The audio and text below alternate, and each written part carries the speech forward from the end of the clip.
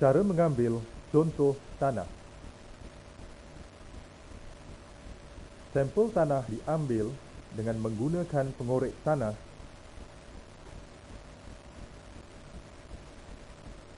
Terdapat beberapa jenis pengorek tanah mengikut keperluan dan jenis tanah.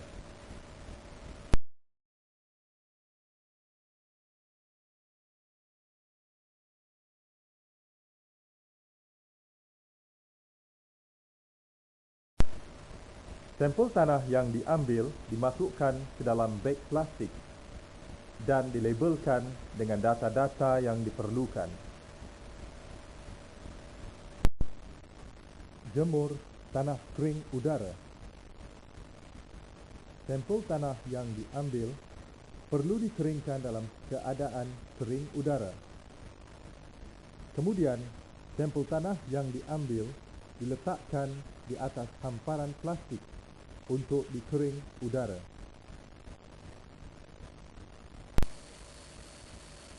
Tumbuk tanah.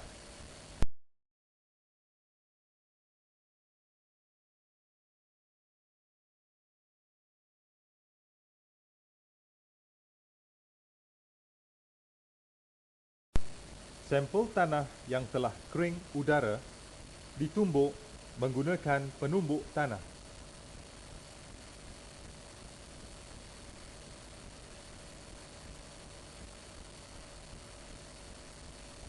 Kemudian diayak kepada saiz 2 mm